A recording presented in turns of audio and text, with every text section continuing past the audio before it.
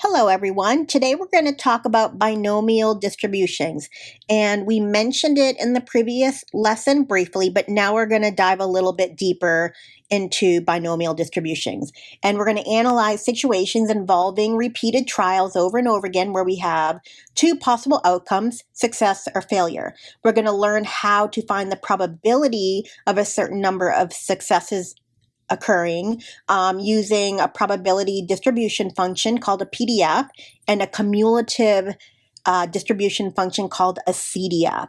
And hopefully by the end of this lesson, you'll know exactly how to calculate these probabilities and how to interpret them in the context.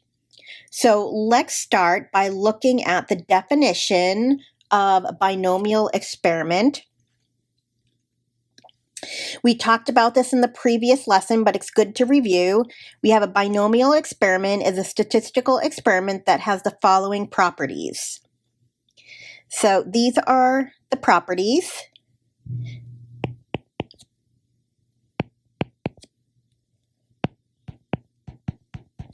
We have the first one, there are exactly two possible outcomes, success and failure.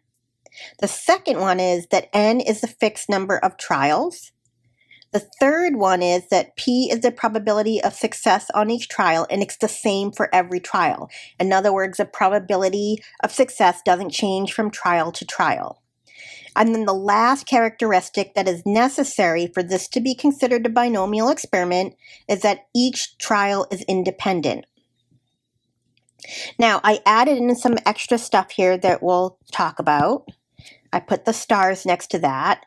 The notation that we're going to use for the binomial distribution is this notation here. This X represents the variable. This B is for binomial distribution to let us know what distribution we're looking at. And then inside the parentheses, we would put the number of trials and the probability of success. And we'll go over that in more depth when we look at an example. I'll show you how to write that down. The other thing I wanted to mention here is when we say we're looking to see how many successes we have. Success, when we're talking about binomial distribution, doesn't necessarily mean that it's a positive outcome or have a positive connotation. Success is what we're trying to track. So, for example, if we have a clinical trial that tests a medication, and the person that's doing this research wants to monitor to see if the patients have any side effects, such as nausea. And so success in that case would be that there are side effects to the medication because that's what the person is trying to track. If you're nauseous, it's not necessarily a positive thing, but that's what they're tracking, so that's what it's going to be labeled as a success. So please keep in mind when we say success, we're looking for whatever the thing is that the person is trying to track. Okay, and then the other thing I want to go over with you down here, because X represents the number of successes, this is what's called a discrete variable. Now, we talked about what discrete meant earlier when we talked about the difference between discrete and continuous when we discussed quantitative variables. So if you recall, discrete means that it's something you can count. So that's why we call this a discrete variable, because we are counting the number of successes. So we're not going to have X as 2.1 or 7.3. The number of successes is going to be a whole number, and it's going to be countable. It's going to go from 0 up to the number of trials.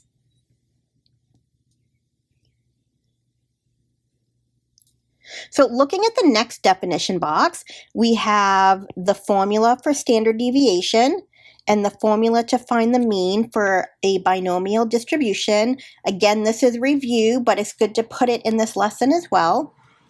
So let's jump down here and look at example 1. A factory produces electronic chips, and each chip has a 5% chance of being defective. If 4 chips are randomly selected, determine the probability of observing X defective chips. To start filling out the chart, we need to identify some information. Success is if a chip is defective. That's what we're looking for.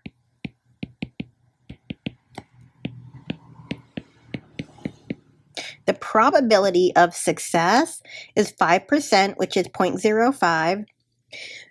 Just a quick note, sometimes students forget to put that 0 in front of the 5 and they may get 0.5. Don't forget, 5% is 0.05 and 50% is 0.5.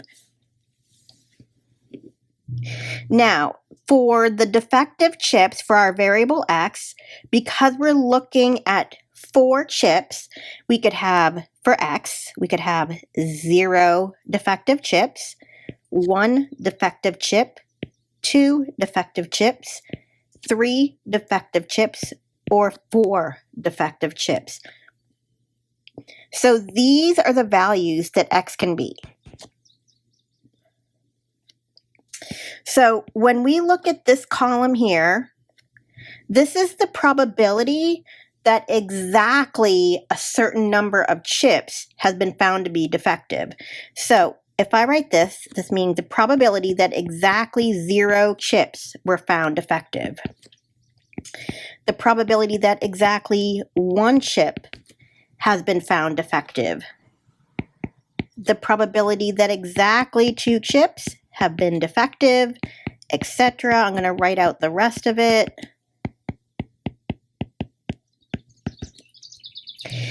In the last column, this is where we're looking for 0 up to the value of X that's stated in this notation. So the probability that X is less than or equal to 0, that's going to be the same as just X being 0 because there's nothing else less than 0. The probability that X is less than or equal to 1, that means the probability of X is equal to 0 and X is equal to 1. So this is our cumulative. Remember when we did cumulative charts before, we would add everything up to that point. When we did the cumulative frequency or the cumulative relative frequency, it's everything added up to that point. So when I write down the probability that X is less than or equal to 1, that's the same thing as saying the probability of 1 plus the probability of 0. It's everything up to that point. So we would add the 2 probabilities of 0 and 1 together, and that's what would go here. When I say the probability that X is less than or equal to 2, that's the same idea. I'm going to count everything up to and including 2. All of those probabilities for 0, 1, and 2 would be added up. Same thing for the rest of it. We would add everything up to that value of X, including that value of X. I meant to put 4 there. There we go. Okay, now when we enter GeoGebra, we typically see the algebra area where we can do our commands and calculations, and then the graph. We're not going to need these. So I'm going to go in, and I want to change my view. I want to see the probability calculator, so I'm going to click on that. I also, since I don't need the algebra and the graphics, I'm going to uncheck those so I see the whole page as the probability calculator. Now, we are working on a binomial distribution, so I'm going to change the distribution here. The continuous functions are up towards the top and the discrete are down below. So we're going to choose binomial distribution. And then we're going to put in our value of n, which in this case is 4. And our probability of success is 0.05, so we're going to put that in there. And you'll see our graph. It's a little hard to see because Once you get past 2, the probabilities are so low that you can't see the bars. But for a probability of having 0 defective, you can see how tall it is. The height of the bar tells us what the probability is. As x increases, the probability goes down. And this gives us, here's a great example of a right skewed distribution.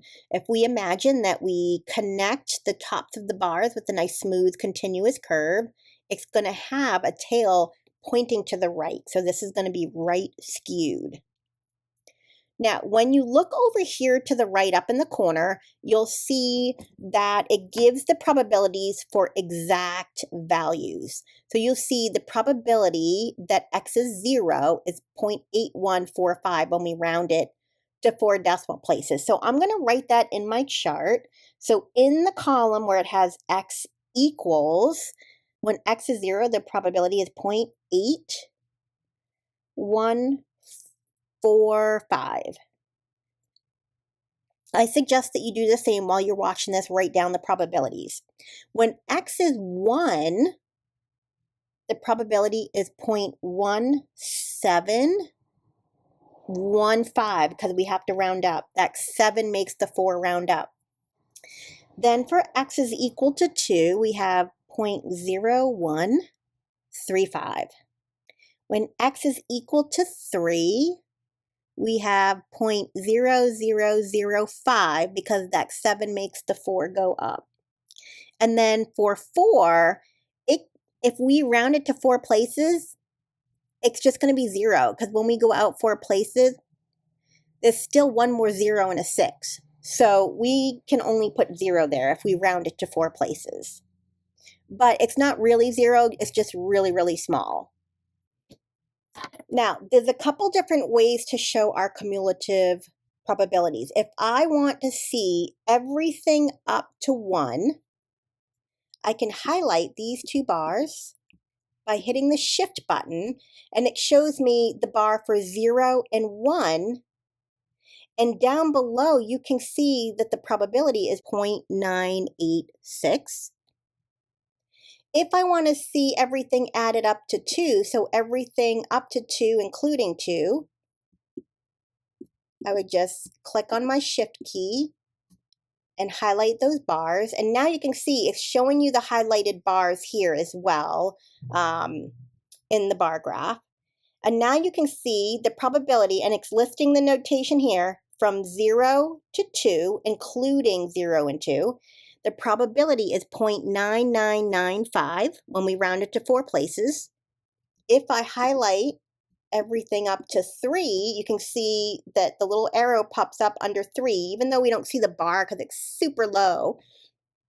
But it's showing me everything. See the other arrows over here. So it's showing me everything between 0 and 3. And here's the notation shown down here, 0 to 3, including 0 and 3. The probability is 0.999937. If we round that to 4 places, that's certainly going to be 1. Now, when I do all of them, everything up to 4, you can see it comes out to 1 exactly. And it shows you the arrows from 0 to 4.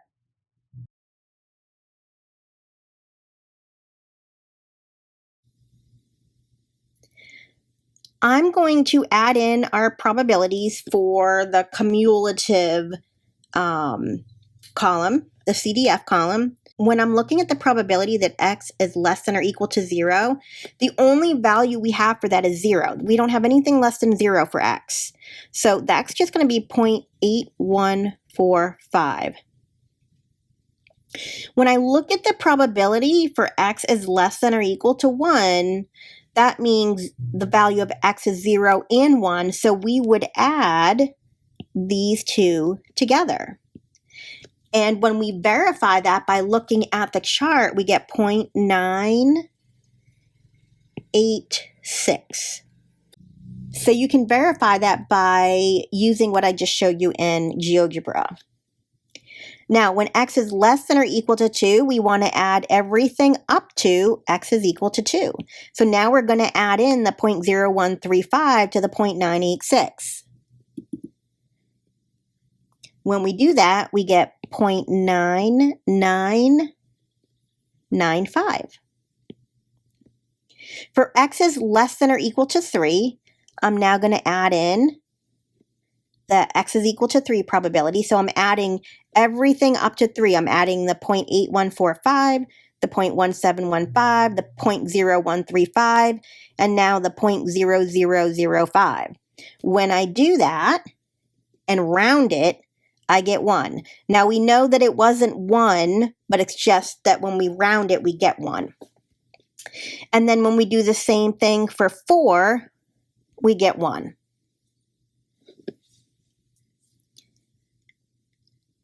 So let's sketch the graph. Looking at GeoGebra, we have 4 bars because we have when x is 0, x is 1, 2, 3, and 4. Our probability is here on the y-axis.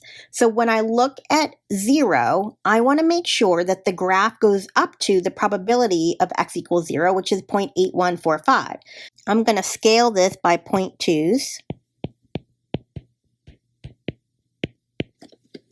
So for x is equal to 1, the bar should go up a little bit over 0.8. So something like this. For 1, the bar should be at 0.1715, which is pretty close to 0.2. So that's going to be about right here.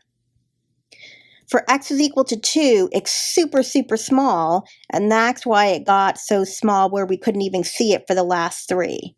So I'm just going to draw little lines here to show that you can't even see it. It doesn't come up high enough.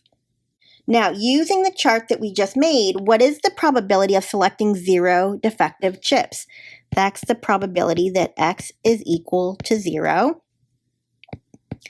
And we got 0.8145 from the chart. What is the probability of selecting 2 or fewer defective chips? So that's the probability that x is less than or equal to 2. Now we can just use our cumulative column and look to see what the probability is when x is less than or equal to 2, and we would get 0.9995. Or if you want to practice, we would just add up the probability that x is 0 plus the probability that x is equal to 1 plus, I'm trying to make some room here, hold on, move it over here, plus the probability that x is equal to 2. Either way, you're going to get the same answer. What is the probability of selecting more than one defective chip? So that's the probability that x is greater than 1. So that would be the probability that x is equal to 2 plus the probability that x is equal to 3 plus the probability that x is equal to 4. We could add those up separately. The other way I could do it is just take 1 and subtract off the probability that x is equal to 1 and subtract off the probability that x is equal to 0, because what we want is 2, 3, and 4. So another way to do it is just start with everything and subtract off what you don't want. Either way, you're going to get the same answer. When we do that, we're going to get 0.0140.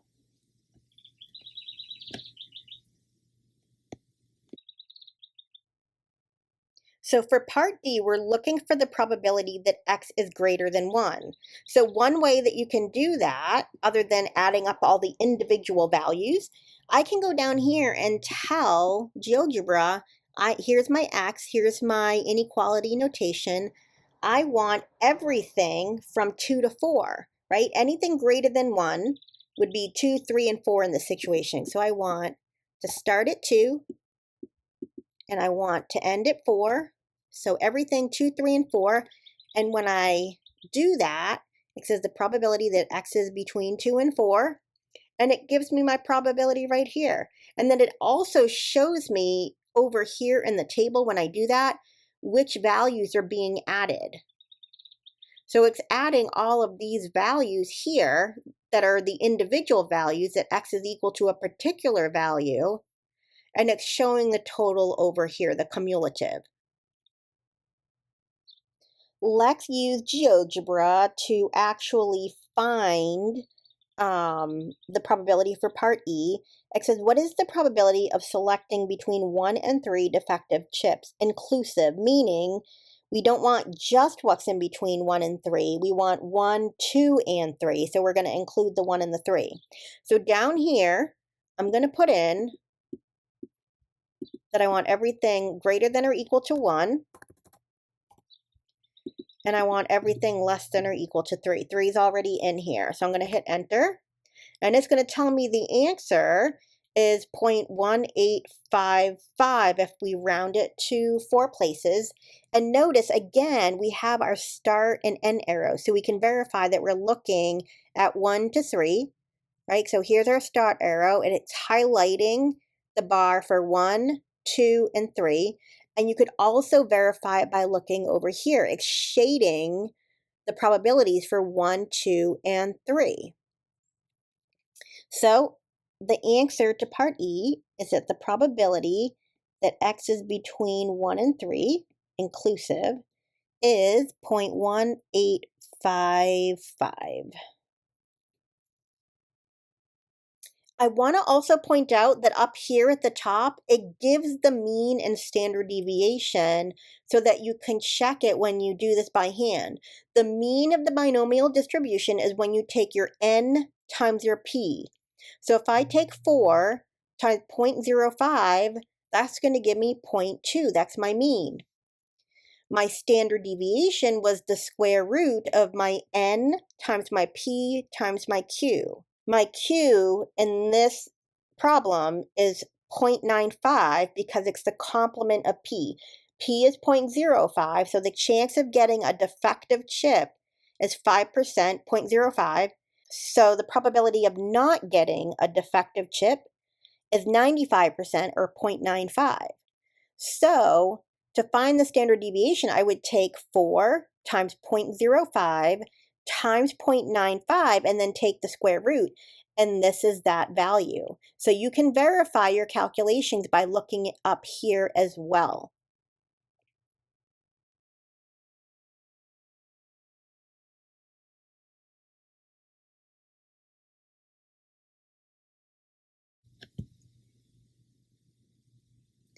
Looking at part F, it says if the process was repeated 200 times, approximately how many times would you expect to see exactly 0 defective chips?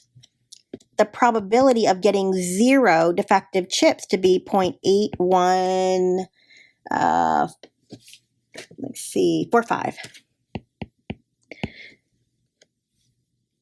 If we want to see what happens in 200 times, I'm going to take 200 times the probability. That's going to give me 162.9. Now, it doesn't make sense to have 162.9 defective chips, so I'm going to round it to the nearest whole number